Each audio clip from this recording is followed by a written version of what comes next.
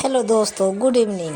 आज का कहानी है बहू से नफरत। एक सच्ची कहानी है जो आज के डेट में सास बहू के अनसुनी कहानी है, तो ये कहानी अंत तक सुने। हेलो दोस्तों, आज की कहानी है बहू से नफरत। ज़रूर सुनिएगा, बहुत अच्छी कहानी है और बताएंगे आपको कैसी लगी कहानी। मम्मी, मैं कह रहा हूँ ना, मैं सिया से ही शादी करूँगा, अन्यथा मैं ज़िंदगी भर कुंवारा रह जाऊँगा और यह मेरा अंतिम निर्णय है। अब इस विषय पर मैं आपसे आगे बहस नहीं करूँगा। तभी अभिनव की मम्मी रमा जी ने कहा, बेटा तू समझता क्यों नहीं है?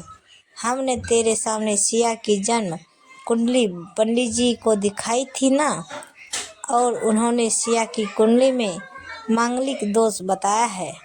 अब तू बता, सब कुछ पता होते हुए हम तेरी शादी एक मांगलिक लड़की से कैसे कर दें? तू जानता नहीं कि मांगलिक दोष वाले जीवन साथी की मौत जल्दी हो जाया करती है, इसलिए तुझे मैं समझा रही हूँ, तू भूल जा सिया को।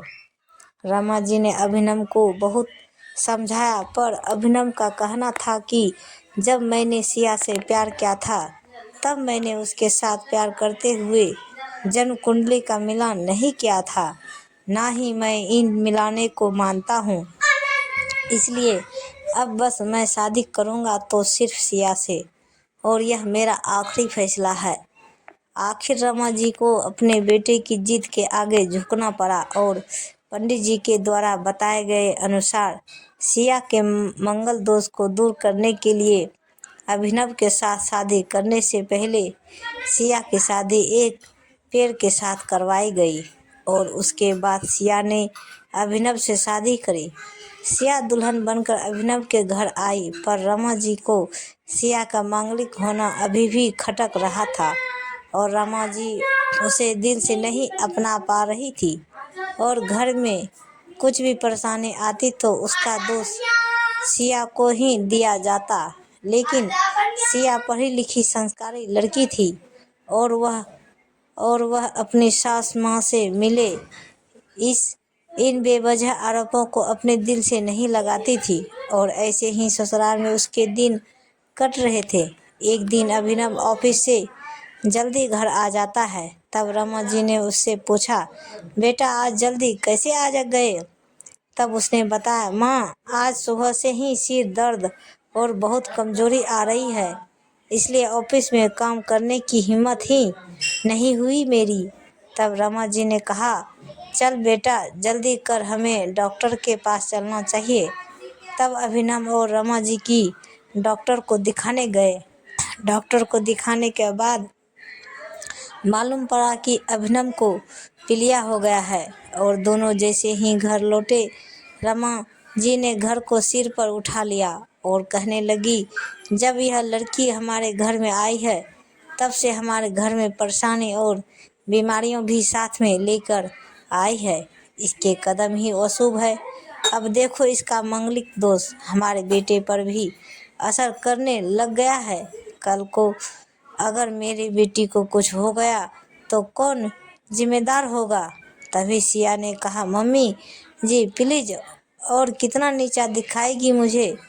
आज तक मैं चुप रही क्योंकि पापा ने यही सिखाया था कि बड़ों के आगे ससुराल में जवाब मत देना, पर आज तो आपने हद ही कर दी है। अगर मैं आज नहीं बोली तो ज़िंदगी भर खुद को माफ़ नहीं कर पाऊँगी।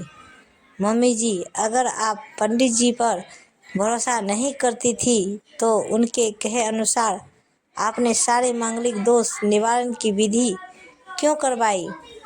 क्यों पहले अब आपने मेरी पैर से शादी करवाई? दोष मेरा मांगलिक होना नहीं है, बल्कि दोष तो मेरा आपकी बहू होना है, क्योंकि घर में जाने अनजाने में कुछ भी परेशानी आती है उसको आप मुझसे जोड़ देती हैं, और जब कोई सास अपनी बहू से सिर्फ नफरत कर रही होती है तब यह बहू दोष बेटे को नहीं पूरे परिवार को परेशानी में डाल देता है, और इस बहू दोष से मुक्ति भी सिर्फ सास ही दिलवा सकती है। बहू को अपनी बहू माने, उसे दिल से अपनाए उसे भी सम्मान दें और यह महसूस कराएं कि वह भी इस परिवार का सदस्य है। नहीं तो बहु दोष मांगलिक दोष से भी ज़्यादा पीड़ादायक हो जाता है। सिया की कही हुई बातें रमा जी के दिल को झकझोर रही थी और उन्हें मन ही मन पश्चाताप भी हो रहा था। उस समय उन्होंने सिया को कुछ भी नहीं कहा। थोड़े दिन बाद अभिनव बिल्कुल ठीक हो गया और ऑफिस जाने लगा और 1 महीने बाद अभिनव की सैलरी भी बढ़ गई। तब उसने घर आकर इसका श्रेय सिया को दिया तो रमा जी बोली, हाँ सही है बेटा, तू तो सारा श्रेय बहू को ही देगा। तेरी माँ का आशीर्वाद भी तो तेरी प्रगति के पीछे रहता है। तेरे साथ तो मुझे श्रेय देने भूल ही गया है। तब अभिनव ने कहा, माँ इस बार सिया का मांगलिक दोष मुझ पर और ना ही मेरी तरक्की पर नहीं लगा है। और माँ, जब हम बुरी प्रसन्नियों का श्रेय सिया को देते हैं तो अच्छे कर्मों का भी श्रेय भी तो सिया को ही देना चाहिए। तो इसलिए आज का सारा सिया को जाता है। अभिनव ने हंसते हुए कहा। तब सिया बोली, अभिनव तो क्या तुम भी मुझे ऐसे समझाते हो? तब अभिनव ने कहा, नहीं सिया, बिल्कुल नहीं, बल्कि मैं तो माँ को यह समझाना चाह रहा हूँ कि सुख दुख हमारे जीवन का हिस्सा है और कभी जीवन में खुशियाँ आती हैं तो कभी गम भी आते हैं। इसके लिए हमें परिवार के सदस्य या अपनी बहू को दोष देना उचित नहीं है। तभी रमा जी बोली, बेटा सही कह रहा हो तू, और तेरी तरक्की ही बहुत है। मुझे इस झूठे दोषों से बाहर निकालने के लिए आज मैं यह कसम लेती हूँ कि आज के बाद मैं सिया को किसी भी बात का दोष नहीं दूंगी।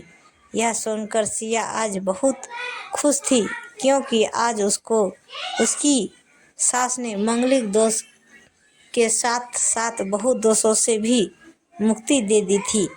तो ये कहानी कैसी लगी दोस्तों, ज़रूर बताइएगा।